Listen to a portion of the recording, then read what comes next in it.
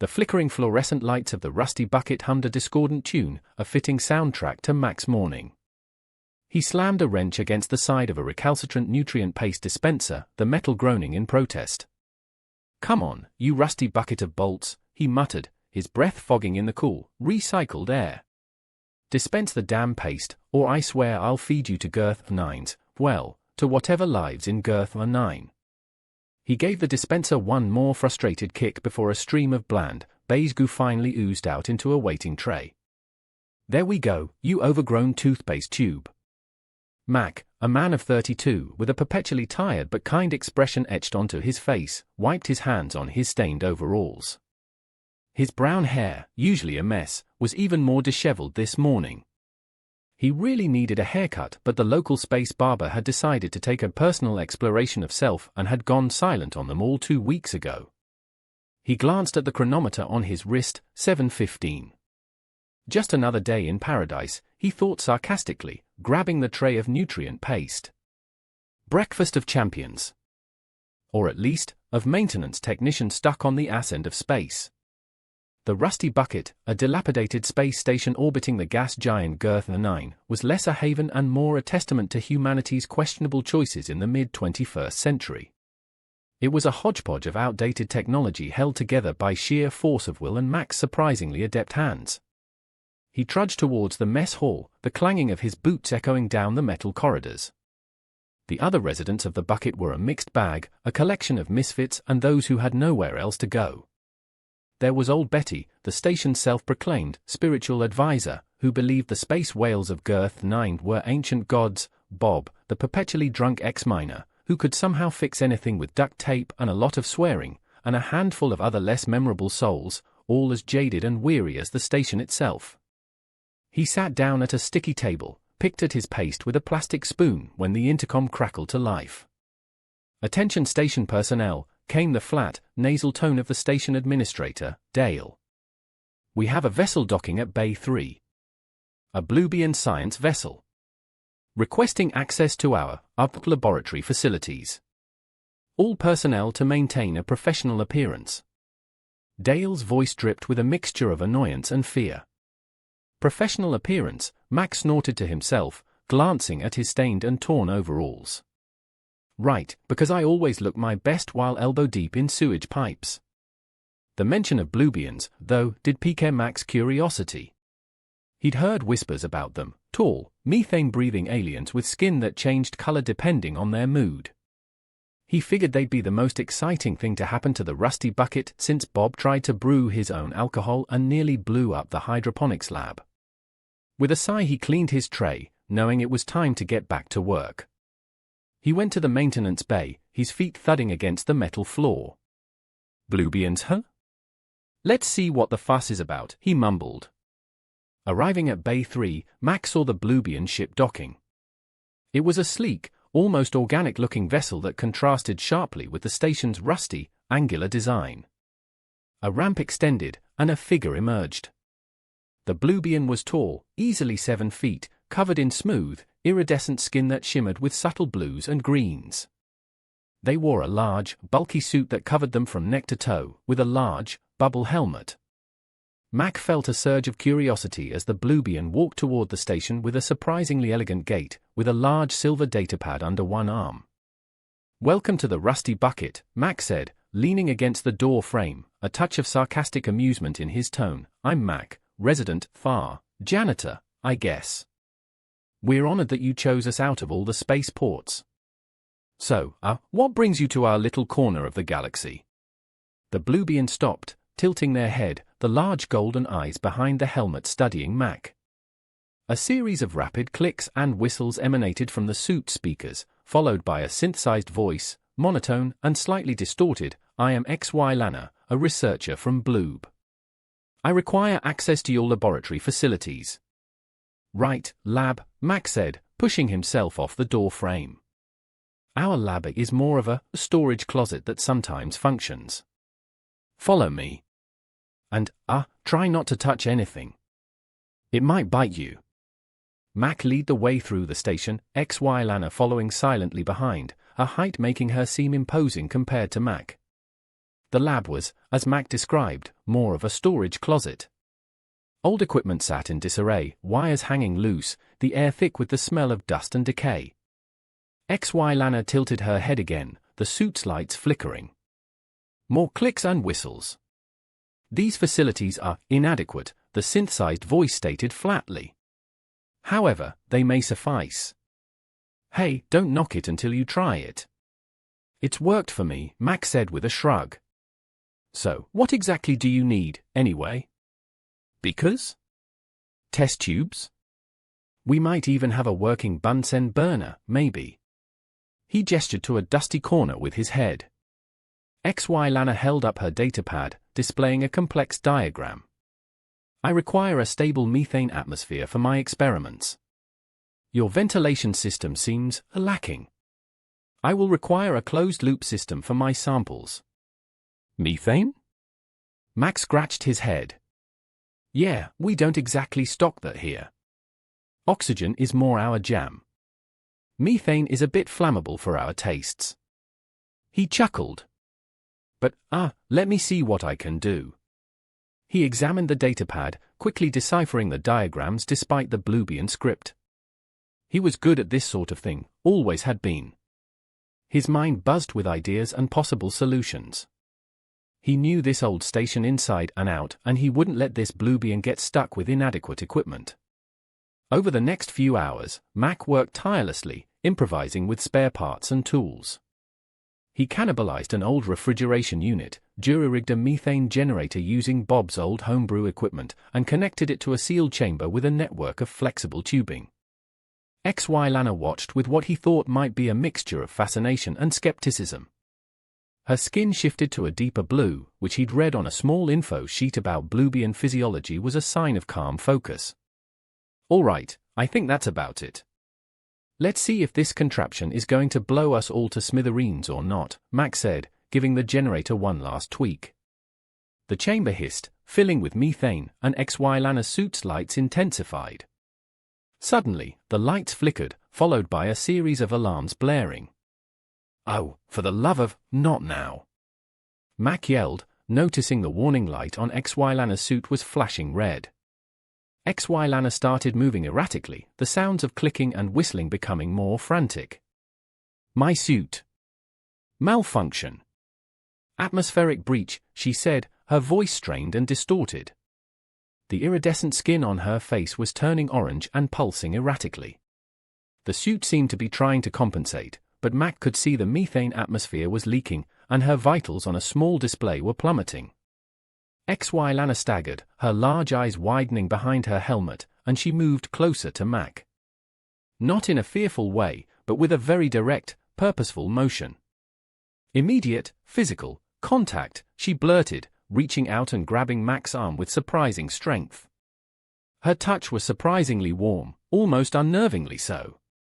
Whoa, hey! What the hell? Mac said, totally taken aback by the sudden change in her behavior and the very firm grip she had on him. It was more than just a touch, more like a grasp, and he could see the suit was failing to stabilize her rapidly changing skin. The orange was getting intense. The air seemed to thrum around them, and he could have sworn he could hear a deep humming coming from somewhere, but his focus was on the frantic lights of XY Lana's suit and her very serious golden eyes looking at him, through the helmet. As she pulled him closer, the smell of methane faintly filling the air. This situation was far more complicated than fixing a busted nutrient dispenser. This was something completely alien, and he had a very bad feeling this was only the beginning. Mac stood frozen, XY Lana's surprisingly strong grip still on his arm. Her skin was now a vibrant, almost alarming, shade of orange, pulsing with a soft, internal light. The humming he'd noticed before had become more pronounced, a low thrum that seemed to vibrate through his very bones. The alarms on her suit were still blaring, adding to the chaotic scene. Okay, deep breaths, Mac muttered to himself, trying to process what was happening. He glanced around the lab, his mind racing. Right. Malfunction. Fix it. That's what I do. He gently disengaged XY Lana's hand, her finger surprisingly warm against his skin.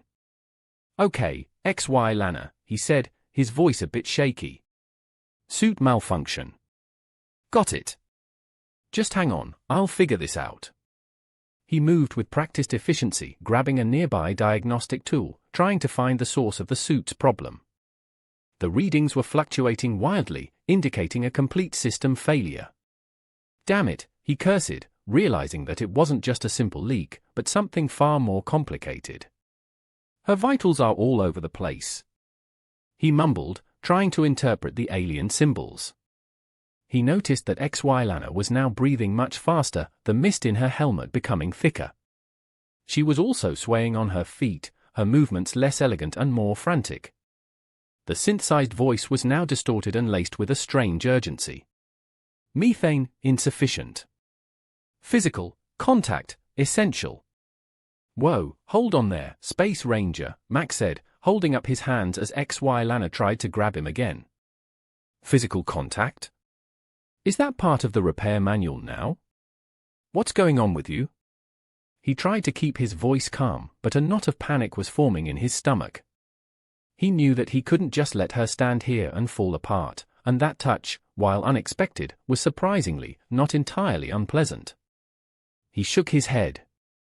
No time for those thoughts now. He scanned the area again, looking for any kind of explanation. He saw the datapad she had been holding was dropped. He quickly grabbed it, hoping for some clues. The screen was filled with Bloobian text and diagrams, but a few images caught his eye, a series of cyclical graphs, one of which had a large spike, labeled the Great Bloom. The Great Bloom? Mac frowned, tapping the screen.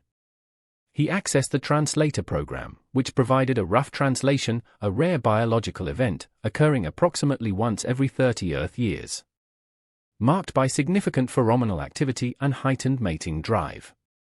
Oh, you've got to be kidding me, Mac groaned. He stared at HFY Lana, her skin now a vibrant orange-red, the thrumming emanating from her suit growing louder.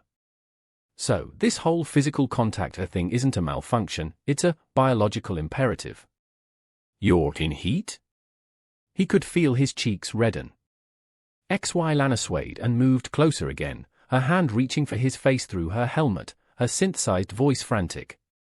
Mating, essential. You, suitable. Mac backed away, a mix of alarm and amusement flooding him. Suitable? Whoa, hold your horses, Space Babe, he stammered, a nervous laugh escaping his lips. I'm just a humble maintenance guy. I fix broken things, not biological urges. This is not in my job description. But, he added, his curiosity overriding his common sense, how suitable, exactly, he muttered to himself. His eyes darted to HFY Lana's pulsing skin, and a strange sense of intrigue washed over him.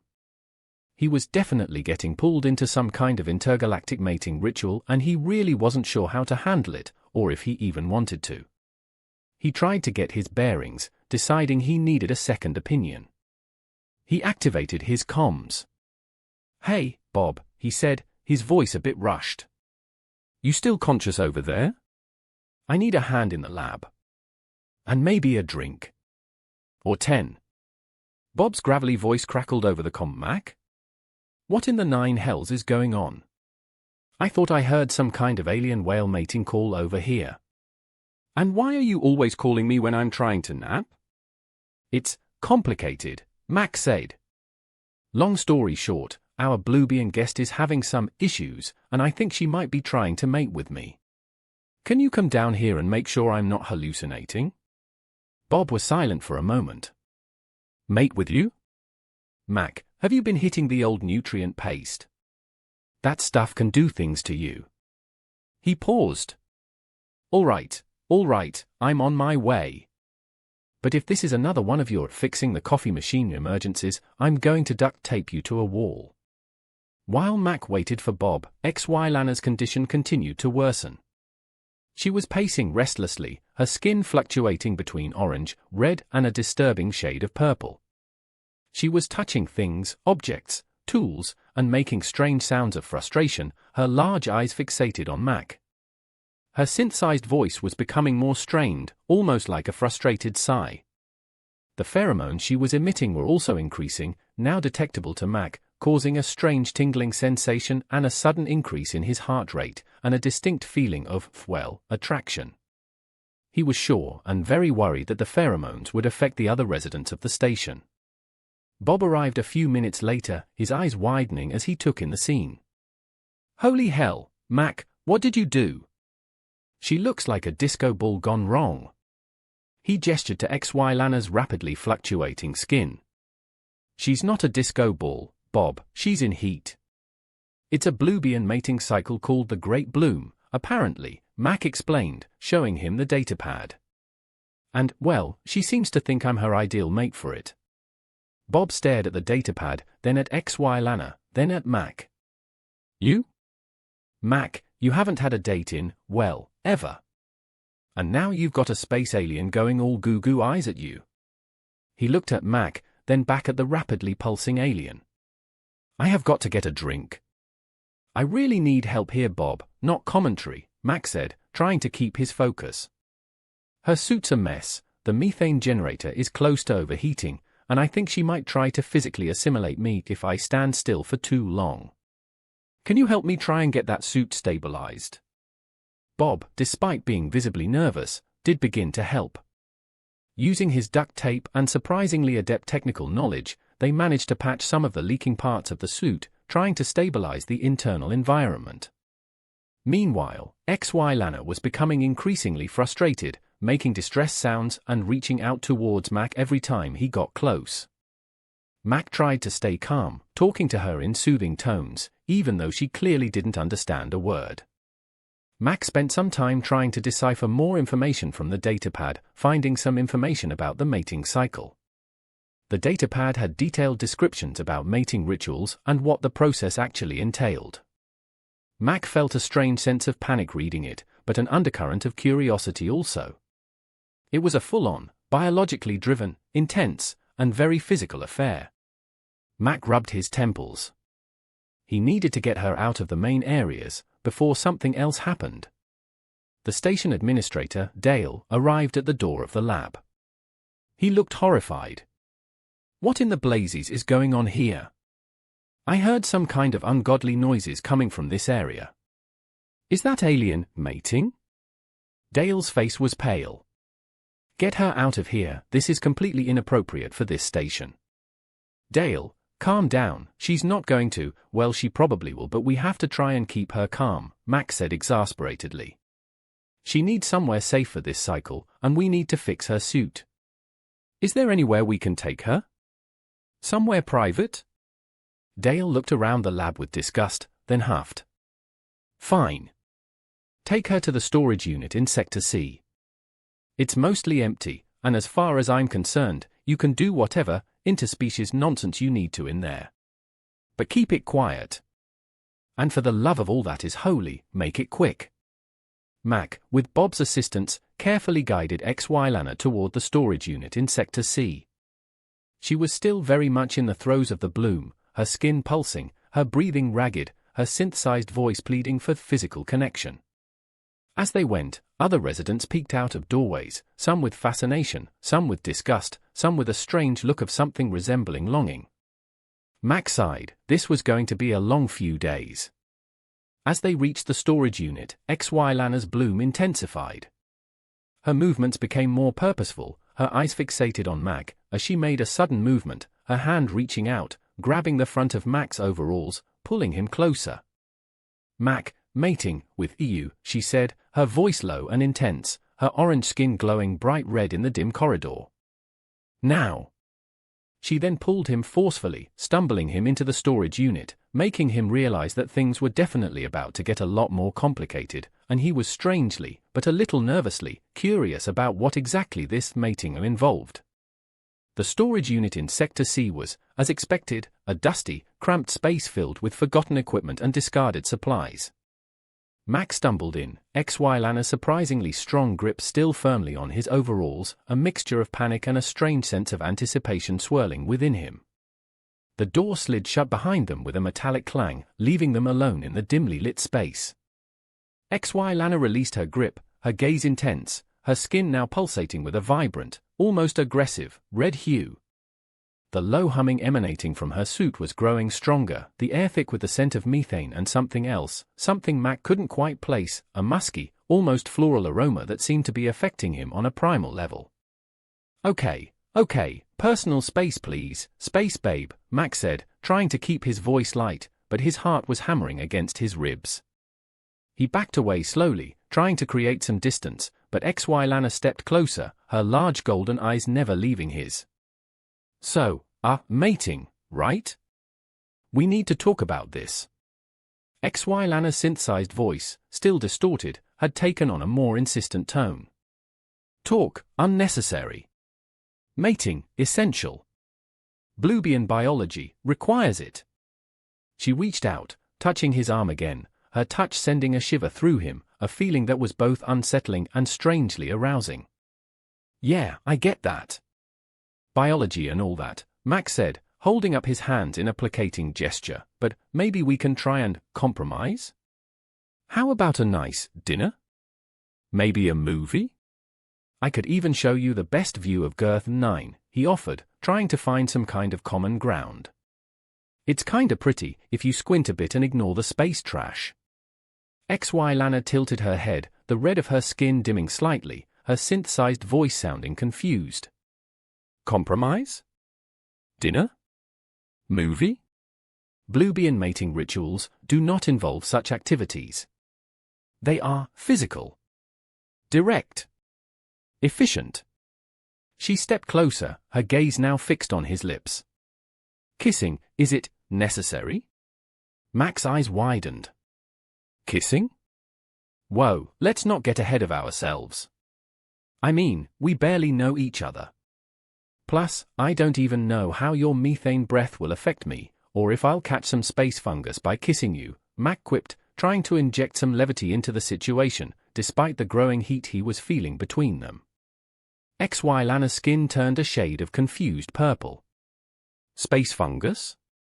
Such concerns are illogical. Bloobian physiology is compatible. She moved closer, her hand reaching for the side of his neck. The pheromones, they indicate a strong connection. Mating is the only logical course. Mac swallowed hard. Okay, logic, I can work with logic, he said, thinking fast. Let's be logical here. We need to be sure this is the best course of action, right? We need data. Tests. You know, like in a lab? I can't just go around mating with aliens all willy-nilly. He grabbed his comm and a few discarded tools from the corner, his technical mind kicking into gear. I need to see those pheromone levels.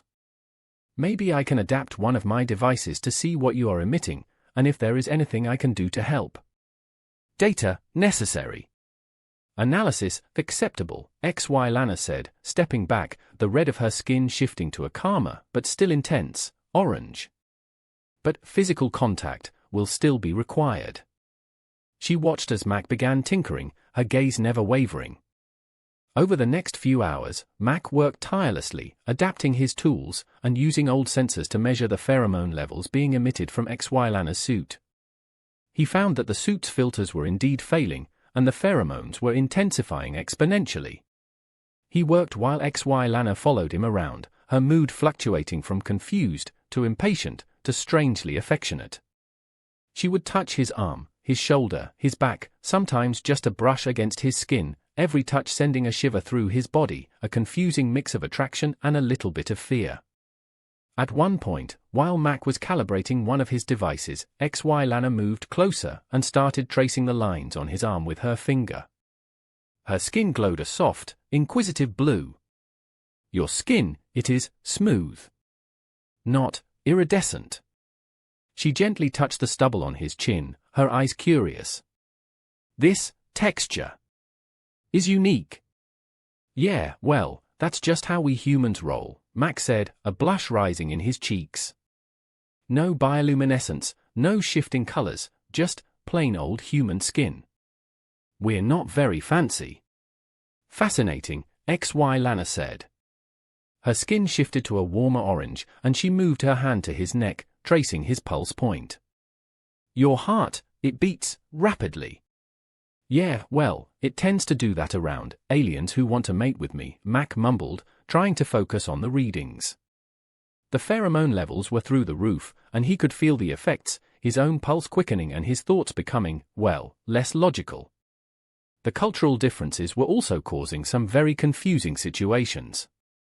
At one point, HFY Lana watched Mac eat, fascinated by the way he used his utensils.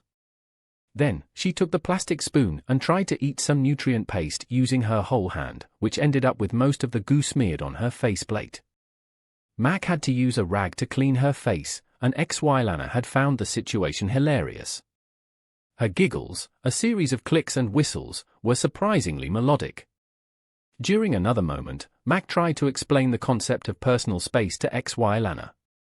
He drew a circle around himself on the floor. "This is my personal space," he said, pointing to the circle. "Humans like to have a little bubble around them." HFY Lana stepped right into the circle. "This is a very small bubble," she said, tilting her head. Mac just sighed. The constant mood swings were also starting to wear Mac out.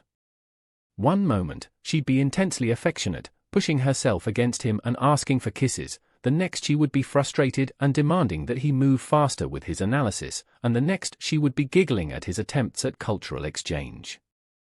It was a very confusing, but also strangely endearing, situation. Mac had managed to create a temporary filter using a modified oxygen mask and some carbon fiber he found lying around, a device that would hopefully reduce some of the pheromone emission from HFY Lana's suit. He clipped it onto her suit's external filter system. "All right, let's see if this does anything," he said, activating the device. For a moment, HFY Lana seemed calmer. Her skin shifted to a softer shade of orange, and her breathing slowed. "This device, it reduces the urgency," she said, her synthesized voice less strained. "But the desire, it remains." She reached out, taking Mac's hand, her touch gentle but firm. "We should still engage in mating. It is logical. But maybe we should engage in other physical activities as well." "What is this kissing you mentioned?" Mac's cheeks flushed again. "Okay, well," he stammered. "Let's maybe, hold off on the mating thing for a little longer. And yeah, we can definitely try the kissing thing at some point, if you like. But first," he paused. "I'm starving, so how about we take a break? I'll see if there is some edible nutrient paste available and maybe watch something on my tablet. Something human, not Bloobian." As Mac left the storage unit to find some food, he found Bob waiting for him, leaning against the wall with his usual smirk. "So, how's it going with your space date, Mac? Looks like you've got a handle on things." "She looks calmer from here, you done good kid." "It's complicated, Bob," Mac sighed, rubbing his temples. "She's a walking, talking, pheromone bomb, and she's convinced I'm her perfect match. I'm trying to buy time. I did build that filter thing, it seems to have calmed her down a bit, and now I need to feed her, and myself." Bob chuckled. "Well, you always did have a thing for fixing things. Guess you finally found a problem that's gonna take more than a wrench. And, well, if you need any help with the physical aspects of your interspecies relations, you know who to call," Bob said with a wink. Mac just shook his head, grabbing a couple of nutrient paste packs from the dispenser. As he made his way back to the storage unit, he felt a strange sense of anticipation mixed with a little bit of nervousness. He really wasn't sure what the next few hours held for him, but he knew it was going to be anything but boring. But as he got closer to the door, he noticed the humming was getting louder and the storage unit began to vibrate slightly, and before he even had the chance to open the door he heard HFY Lana's frustrated voice shouting, followed by a loud crash. It seemed that filter was not quite as effective as he thought it would be, and things were escalating quickly. Mac's heart pounded as he fumbled with the door panel of the storage unit. He could hear HFY Lana's distressed calls and the sounds of crashing metal from inside, a very bad combination. The pheromones, even from outside the room, hit him in a wave, making his head spin slightly. He finally managed to open the door and stepped inside, the scene before him a chaotic mess. XY Lana was pacing restlessly, her skin a pulsating shade of crimson, her synthesized voice a frustrated mix of clicks, whistles, and heavily distorted English. The makeshift pheromone filter lay shattered on the floor, useless. It seemed that the calming effect had been very temporary. She had clearly been tearing apart the storage unit, scattering tools and supplies everywhere. Filter, insufficient. Mating, urgent. You must comply, she bellowed, her gaze locked on Mac with an intensity that made him both nervous and strangely exhilarated. Okay, I'm here, Mac said, raising his hands in a placating gesture. No need to tear the place apart, Space Babe. I know you're having a tough time, but we can handle this logically, right? We discussed the logic of the situation. He was trying to keep his tone calm, but inside he was feeling a mix of panic and something that felt suspiciously like attraction. XY Lana stopped pacing, her skin dimming slightly as her attention focused on him. Logic dictates mating. Your pheromones, they are compatible. My body demands it. She stepped towards him, her movements more forceful, her touch more urgent. She reached for him again, this time her hand reaching under his shirt, her touch sending shivers down his spine. Whoa, easy there, Tiger, Mac said, his voice a little breathless as he gently disengaged her hand. I get the whole biological imperatives thing, I do. But maybe we should take things a little slower? Get to know each other a bit better? I mean, this whole thing is a little intense, even for me, and I've seen Bob drunk. He really was trying to make things less about a sudden, interspecies coupling, and more about, well, a connection. He really liked this alien and wanted to get to know her, beyond the whole mating drive she was currently experiencing. XY Lana tilted her head, her skin flickering between shades of red and orange, her golden eyes searching his. Know each other? Bloobians do not prioritize such activities. Mating fulfills the biological and emotional needs. Her synthesized voice was softening, becoming more questioning. But what is knowing someone? Do humans require this? Mac sighed. He needed to try a different tack. He sat down on an overturned crate, trying to appear calm, even though he was internally panicking. Okay, look, XY, I know that Bloobians do things differently, but humans, well, we like to have some kind of connection before the whole mating thing. We have this thing called dating. It involves going out, getting to know someone, sharing things, being a couple. And honestly, there is something here between you and me. I feel it, you feel it, but I would like to explore that first. He blushed at the last part. It was more honest than he had planned to be. XY Lana looked at him, a series of rapid clicks emanating from her suit. Dating? An illogical use of time. But if it is essential for human compatibility, perhaps it could be analyzed. She sat down opposite him, a strange look of curiosity on her face. Explain this. Dating a ritual. Mac chuckled. Okay, so dating usually starts with, like, a shared activity, he said, trying to think fast. Like the meal? I did have a couple of nutrient paste packs. Or maybe we can look at the stars through the station's observation window. It's not much, but it's romantic in a very rusty bucket kind of way. XY Lana's skin glowed a light orange. Nutrient paste? Stars? These seem inefficient. But if it brings you closer, I will analyze. She then looked at him, her head tilted again, but the dating must also include physical contact. It is necessary for my pheromonal balance. All right, one step at a time, Mac said, a small smile playing on his lips. This was still a bizarre situation, but he was starting to enjoy it, even if it was also a little frightening. We can start with the food. They ate the nutrient paste in awkward silence, XY Lana watching him with an intense stare. Mac then decided to try to explain the concept of romance to XY Lana. He pulled up some old videos on his tablet, old Earth movies with romantic scenes.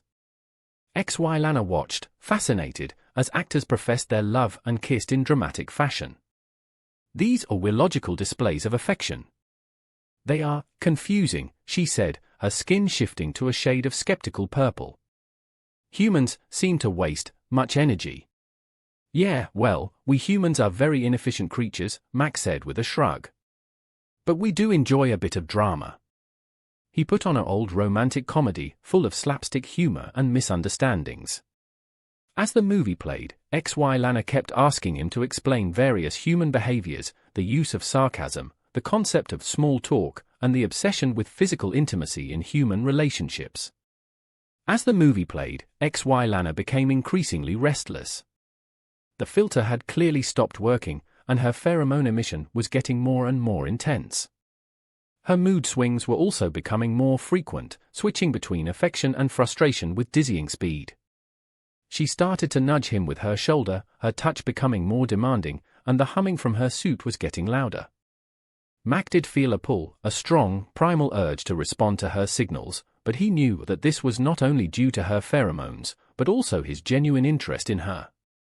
He really wanted to make sure that if something happened between them, it was because they wanted it, not because of biological imperative. He needed a way to diffuse the situation. XY, he said. I need to try something. I have to recalibrate one of my devices to measure your pheromones and maybe find a way to stabilize them further. XY Lana looked at him, a mixture of impatience and curiosity in her eyes. Recalibrate? Morph analysis? This takes too long. Mating is more efficient. It is a logical action, yet your actions seem designed to avoid it. Maybe, Mac said, but maybe what I am trying to do is to help you. To help you, in a way that isn't just because of the bloom. Trust me, I know what I'm doing. Mac turned on the device and began measuring, trying to ignore the now very intense pheromone field around him. He focused on his work, his hands moving with practiced skill, but XY Lana's presence was a distraction that was becoming harder and harder to ignore. As Mac was working, he tripped over a loose cable, sending the device tumbling to the floor. The device sparked, making a loud crackling noise, and the small chamber they were using to hold the methane filled with smoke. Oh, not now! Mac exclaimed. XY Lana was now frantic. Her skin was a deep, vibrant purple, the humming from her suit reached a high pitch, and her large eyes were wide with panic. Methane, unstable. Immediate, physical, contact with you. Before Mac could react, XY Lana grabbed him, pulling him into a tight embrace, her strong arms locking around him. Her skin was hot against his, her breath, smelling of methane and an earthy musk, close to his face. Mating is necessary, she murmured, her synthesized voice thick with emotion. Mac was trapped, his body reacting to the pheromones and her physical presence. He was starting to give in to his desire, his heart hammering in his chest, his mind fuzzy. But then, he remembered something he had read on the Bloobian datapad. A section about the intensity of the bloom and how the methane levels were crucial. He pushed back slightly, looking into her golden eyes, noticing how distressed she was by the situation. He made a desperate decision. XY, he said, his voice a little breathless, you need to calm down, or your suit is going to fail. I think there is a problem with the chamber and the methane is not stable. You need to get some airflow and calm down. I can help you, but you need to cooperate. XY Lana looked at him, her movements becoming less frantic. Airflow? Methane unstable? She released him slightly, her skin dimming to a soft orange, the humming from her suit dying down. Explain this situation. I do not understand. Mac looked around the room and noticed a small ventilation duct near the ceiling. It was not ideal, but it would provide the airflow she needed to calm down. He needed to get her up there, but how? The only thing he could think of was a rather undignified solution, a solution that was also a little, well, risque. Okay, he said, taking a deep breath. I have an idea, but it is unusual. I need you to trust me. He looked her in the eye, his expression serious. Can you do that, XY? HFY Lana looked at him for a long moment, her eyes searching his, and then, very quietly, she nodded. Mac took off his heavy overalls, leaving him in his tank top and shorts, and crouched down, making a kind of seat with his hands. "Okay," he said, blushing, "hop on." HFY Lana looked confused, then at him, then back up at the ventilation duct. She clearly was processing, and then very carefully, she put one hand on his shoulder, her other on his arm, then put one foot in his cupped hands, then her other. She was still heavy but not unmanageable, and he straightened his back, feeling a rush of heat and a mix of confusion and attraction. He then started to lift her up, her body close to his, her pheromones washing over him. The situation was not only awkward, but also very suggestive. Mac wasn't sure if he was going to regret his decision, or if this was the beginning of something more. As HFY Lana got closer to the vent, her suit sensors stabilized, the red glow fading, and the humming slowly dying away. She took a deep breath of the fresh air, her body relaxing slightly. Mac lowered her back down to the ground, his hands lingering on her arms. He looked at her, a mixture of amusement, nervousness, and a strange sense of tenderness in his eyes. "Are you okay?" HFY Lana looked back, her golden eyes full of confusion, but also something else, something that resembled gratitude. "I am stable. The airflow, it helps. But your actions, they are unexpected. And they are confusing." She reached out and gently touched his cheek, her touch strangely tender. "But they are also intriguing." Mac smiled, a genuine, unguarded smile that reached his eyes. "Yeah, well, life on the Rusty Bucket is always a little unexpected and confusing. And if that's what it takes to get to know you, then I guess I have a lot more unexpected things to do." The storage unit was quiet, the chaotic energy from before replaced by a tentative calm.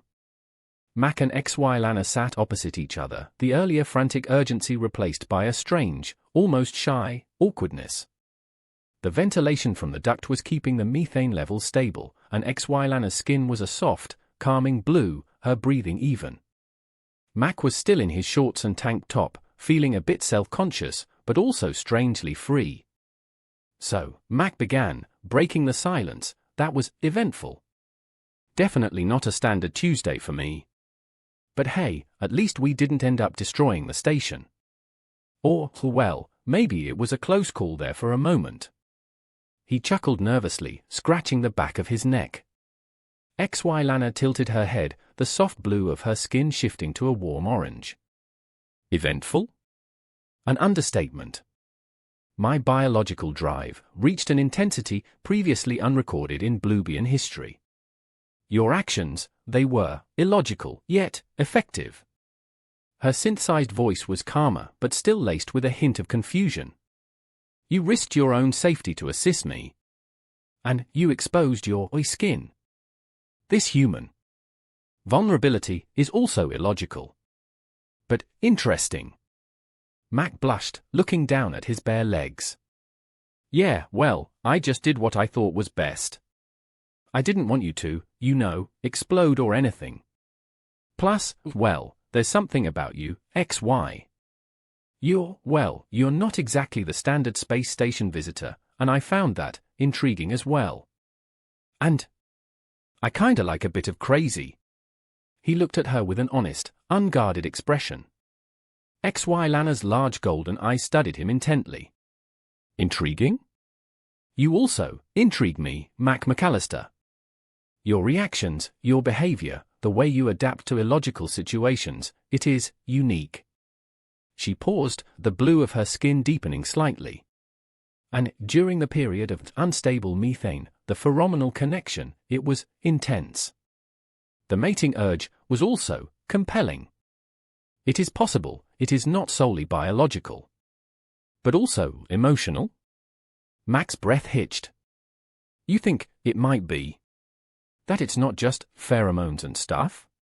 He looked at her, his heart pounding. "Possible," HFY Lana said, her voice softer now. "Bloobian mating cycles usually are purely biological. But the experience, it was more than that." She reached out, her fingers brushing against his arm.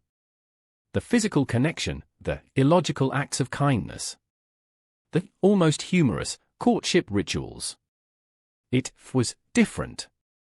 She looked at him, her golden eyes searching his face. It is possible. I have formed a bond with you, Mac McAllister. What humans refer to as liking someone. Or even love?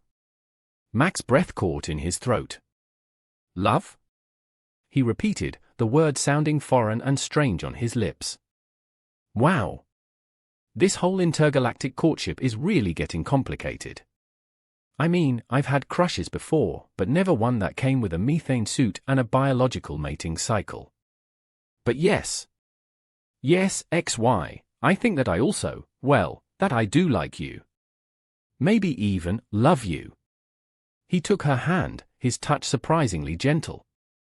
XY Lana squeezed his hand, her skin shifting to a warm mix of orange and pink. Love. It is an illogical emotion. But it seems necessary. For us. The dating rituals, I now see, serve a function. To build this connection. To make mating meaningful. Perhaps we can analyze this emotion together. She looked at him, and for the first time, Mac could see a genuine smile on her face, a slight curving of her lips that was both adorable and utterly disarming. A chime sounded on Mac's wrist communicator. It was Dale, the station administrator. McAllister, what in the blazes is going on down there? Your Bloobian friendship is asking to dock, and I am getting very confused messages. Have you mated yet? Should I file a report? Also, the hydroponics are acting up and I need you back on duty. Mac groaned. Of course. Just when things are getting interesting. He sighed, looking at XY Lana. Looks like our date might be interrupted by some very mundane maintenance issues. And also, my very confused boss. What should we do? XY Lana's skin dimmed to a soft blue. My ship is requesting my departure. The mission is complete. My data, collected. That great bloom will subside. But the bond that has been formed will remain. She looked at Mac, her golden eyes full of a question. My species does not engage in interspecies relationships. But I am not like others. And if we are to continue with this illogical but meaningful connection, you should come with me, Mac McAllister. Mac's eyes widened. Come with you? To Bloob? But what about the rusty bucket? What about my job? What about my half-fixed record player? My collection of vintage Earth tech? He panicked for a moment, his mind racing with the implications of such a decision. Such earthly possessions are inconsequential, XY Lana said, her voice gentle but firm. My homeworld, it offers many opportunities. And the resources to further analyze the nature of love and dating. You could even fix vintage tech if that pleases you. And you will be with me. Mac looked at her, his mind a whirlwind of conflicting emotions. He had spent his whole life on this rundown space station, fixing broken equipment and going through the motions of existence. He never had considered doing something like this. But then again, he had never met a methane-breathing alien who made him feel so seen. He looked into her golden eyes, and he knew that, somehow, this made complete and utter sense. Okay, Mac said, his voice trembling slightly but with a newfound sense of certainty. Okay, XY. Let's do it. Let's go to Bloob, and I'll help you analyze love. And, maybe fix a few things along the way. He grinned, his heart soaring. But you owe me a date. A proper date. Maybe we can watch a movie, a romantic one, and I can finally show you what a kiss really is. He stood up and went to gather his things, a feeling of nervous excitement filling him. XY Lana took his hand again, her skin glowing with an intense mix of warm orange and pink. Agreed, she said, her voice almost a whisper. First, we must share our physical form. Bloobian mating ritual requires a final, intimate connection. Is it acceptable for you? Mac blushed, a grin spreading across his face. Oh, it is definitely acceptable, XY. Very acceptable. And I promise to make sure this mating will be both logical and memorable. He then pulled her in for a kiss, his lips meeting hers, the taste of methane and something else, something sweet and utterly addictive, filling him. The kiss was surprisingly pleasant, not at all like what he imagined. They spent the next few hours in the storage unit, fulfilling the final stages of the Great Bloom, a culmination of the intense physical and emotional connection that they had built over the last few days. They were still awkward, but the experience was a shared exploration of pleasure, connection, and a touch of the unknown. When they finally emerged from the storage unit, the station's corridor was filled with the residents, all staring at them with a mix of curiosity and amusement. Bob gave Mac a thumbs up and winked, Betty smiled sagely, nodding, while Dale just looked utterly baffled and confused. As they walked hand in hand towards the docking bay, Mac looked back at the rusty bucket one last time. It was a dump, yes, but it was also where he had found something truly special, something truly illogical, but also incredibly meaningful. He smiled, his heart full. XY Lana's ship docked, the ramp extending. They walked up it, Mac turning to wave goodbye to the station's residents. He knew he was leaving his old life behind, but he also knew that he was heading toward something new, something exciting, and something that was undoubtedly going to be both challenging and incredibly rewarding. As the ramp closed, he felt XY Lana's hand squeeze his tightly. He looked at her, his heart full of a mixture of nervous excitement and something that he knew was undoubtedly love. Ready for the big adventure, Mac McAllister? XY Lana said, her eye sparkling.